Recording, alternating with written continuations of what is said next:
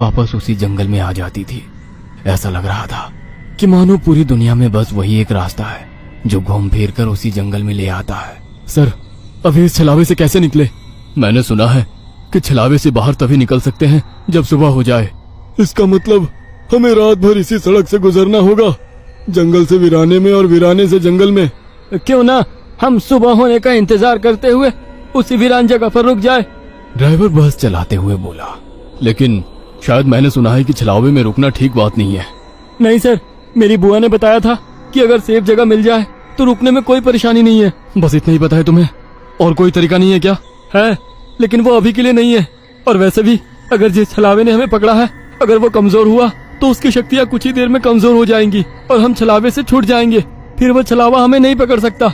इन सभी की बातें सुनकर सोए हुए सुशील सर जाग गए। अरे क्या हुआ? आ गया क्या मेरा बोरगांव?